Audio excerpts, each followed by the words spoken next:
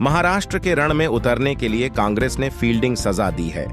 एक और चुनाव आयोग ने चुनावी तारीखों का ऐलान किया, तो दूसरी ओर कांग्रेस के बॉस खरगे ने कई ऐसे चेहरों को महाराष्ट्र की जिम्मेदारी सौंप दी जो अपने आप में कांग्रेस के बड़े सिपाही माने जाते हैं और कद्दावर नेताओं में शुमार हैं। ऐसे में इसे हरियाणा हार के बाद का सब भी कहा जा रहा है।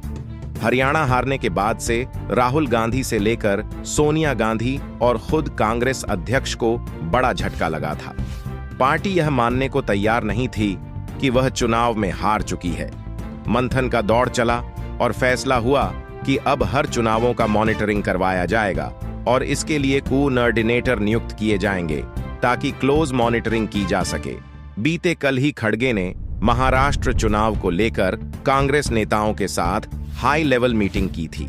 सूत्रों के अनुसार कांग्रेस नेतृत्व ने हरियाणा की हार का जिक्र करते हुए महाराष्ट्र के नेताओं को सीधे निर्देशित और आदेश जारी किया कि गुटबाजी किसी भी तरीके से बर्दाश्त तो नहीं की जाएगी।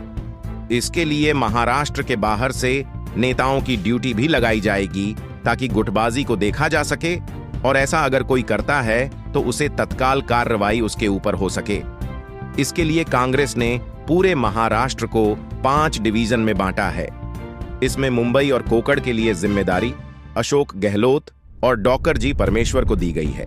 विदर्भ, जिनमें नागपुर और अमरावती की जिम्मेदारी भूपेश बघेल, चरणजीत सिंह चन्नी और उमंग सिंघार को सौंपी गई।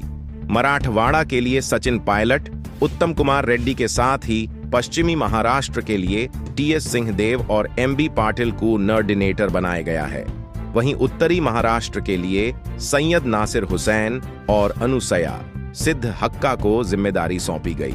यह सभी नेता अपने आप में कद्दावर हैं। दरअसल कांग्रेस ने हरियाणा हार के बाद से सीधे तौर पर यह पाया कि गुटबाजी की वजह से थाई जीत को उसने बीजेपी को सौंप दिया। गुटबाजी की वजह से वोटर कंफ्यूज हो गए और उन्होंने जहां तहां वोट दे दिया, जिससे बीजेपी को फायदा हो गया। खरगे ने साफ तौर पर यह निर्देश जारी किया है कि महाराष्ट्र को अब हरियाणा नहीं बनने देंगे। गौरतलब है कि महाराष्ट्र में भी मराठा ओबीसी संघर्ष का असर दिख रहा है। महाराष्ट्र चुनाव में असर पड़ने की आशंका के चलते कांग्रेस नेतृत्व अलर्ट मोड पर हो गया है। कांग्रेस अध्यक्ष की ओर से राहुल गांधी की ओर से भी यह साफ कहा गया कि यह तय करें कि मराठा और ओबीसी दोनों समुदायों के बीच सद्भाव की स्थिति बनी रहे, कहीं समस्या ना हो, और अगर ऐसा हुआ तो इसका सीधा फायदा बीजेपी मार ले जाएगी। कांग्रेस आला कमान का मानना है कि राज्य में किसी भी स्थिति में महाविकास से घड़ी की सरकार लानी पड़ेगी। हरियाणा हार के बाद से जमीनी स्तर पर कांग्रेस कार्यकर्ताओं का मनोबल गिरा हुआ दिख रहा है। ऐसे में पार्टी एक और हार से इसे और नहीं डाउन होना देना चाहती। पार्टी आला कमान की ओर से साफ तौर पर कह दिया गया कि किसी भी सूरत में गठबंधन में विवाद वाली सीटों पर चर्चा न ही करें। जिन भी सीटों पर गठबंधन में विवाद है या ऐसी स्थिति भी है तो उद्धव ठाकरे या शरद पवार की पार्टी को लेकर जा उनके दावे पर आप न बोले। ऐसी किसी भी सीट का फैसला केंद्रीय नेतृत्व करेगा। अतः इन सीटों को लेकर गठबंधन में विवाद की स्थिति नहीं बनानी है।